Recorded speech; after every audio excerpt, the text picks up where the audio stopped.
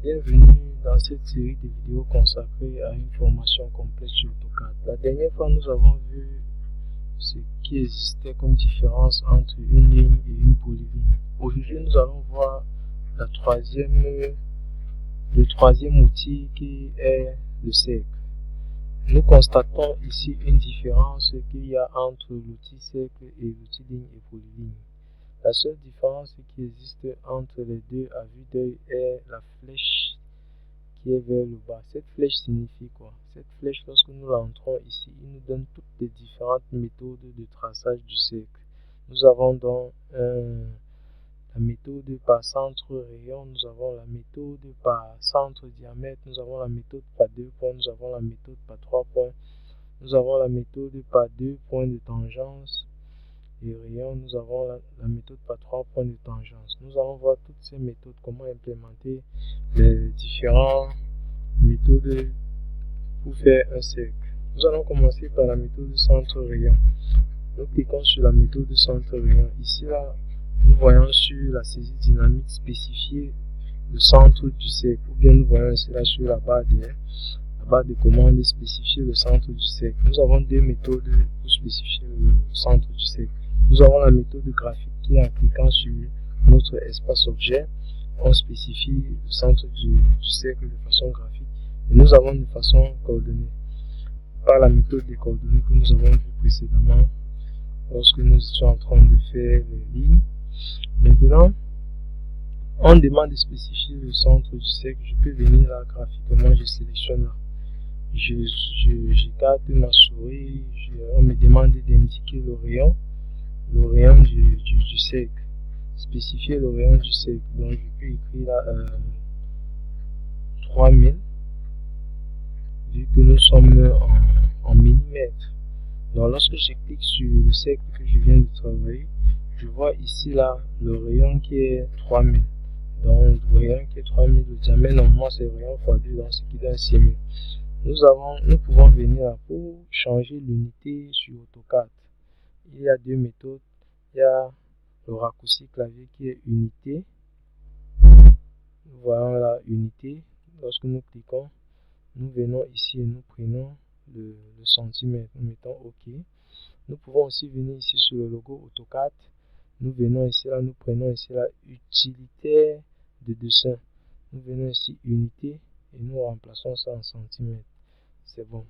Maintenant, lorsque nous avons fait notre premier cercle qui se fait centre rayon, on avait dit qu'il y a deux méthodes de spécifier le centre. Il y a la méthode graphique que nous avons vue tout à l'heure.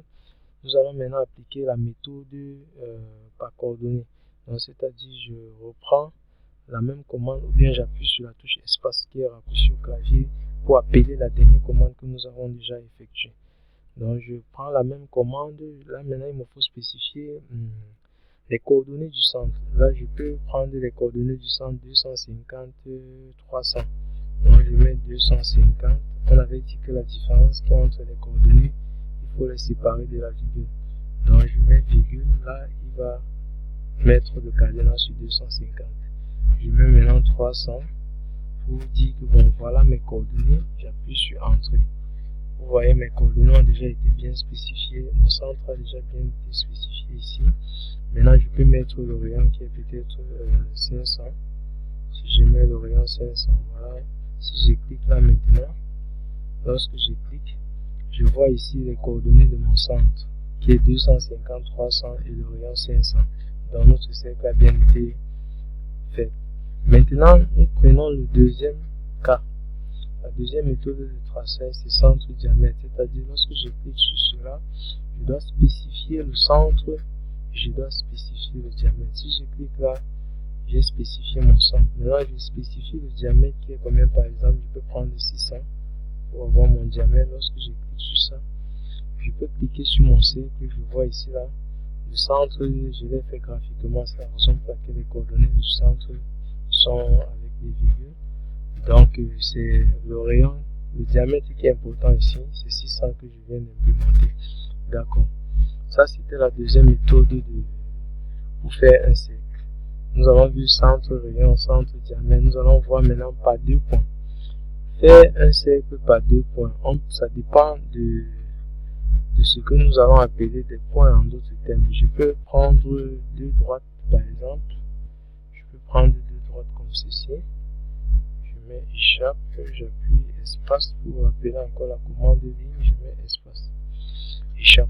Lorsque je prends ici là, cercle par 2 points, on me demande de spécifier le premier extrémité. Mon premier extrémité c'est là. Deuxième extrémité c'est là. Vous voyez que mon cercle a déjà bien été fait. Comme je peux aussi directement prendre là, je peux considérer ceci comme mon extrémité et l'autre comme mon extrémité de façon graphique. Soit les extrémités sont déjà données, soit nous créons nos propres extrémités par rapport à la figure que nous voulons faire. Donc, pour continuer, nous avons pas 3 points. 3 points, c'est le même phénomène.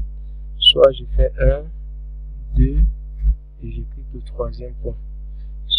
Vous voyez, donc vous cliquez juste sur le nombre de points qui est dit sur le nom de la méthode pour tracer. Ou je pouvais encore venir là, par exemple, je mets encore une ligne là comme ça. Lorsque je prends l'outil cercle, je dis premier point là, deuxième point là, troisième point là. Vous constatez que le cercle a été bien fait. Donc, pour finir, nous avons là pas deux points de tangence, c'est-à-dire nous allons faire un cercle avec des tangences.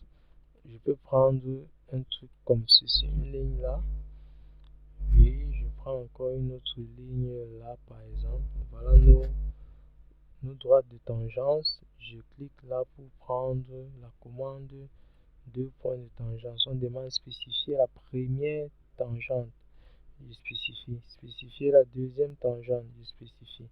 Spécifier le rayon. Je mets même peut-être 800. Je mets entrée. Vous voyez.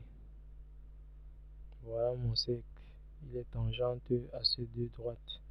Comme par exemple, je peux toujours cliquer là, spécifier la première tangente, spécifier la deuxième tangente. On devrait spécifier le rayon, je mets 2000 par exemple. Vous voyez, il est là. Donc, comme dernière méthode, nous avons 3 points de tangence. C'est-à-dire, je peux venir là, je prends une autre droite comme ceci.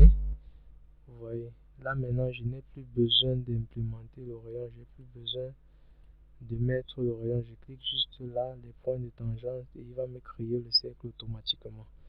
Donc, c'est tout ce qu'on pouvait dire sur les méthodes de traçage du cercle. On se dit à la prochaine pour une nouvelle vidéo. N'oubliez pas de vous abonner, de liker et de partager, vu que cette chaîne c'est pour des apprentis du génie civil. Et dans cette chaîne, nous allons faire plein de projets à venir. Comme je vous disais, nous allons faire un projet de A à Z sur Revit architecture, sur Revit structural. Et nous allons aussi importer des projets de Revit vers robots. Nous allons faire énormément dans cette chaîne. Donc n'oubliez pas de vous abonner, de liker la page et de partager aussi à des gens qui en ont besoin. Ciao, ciao.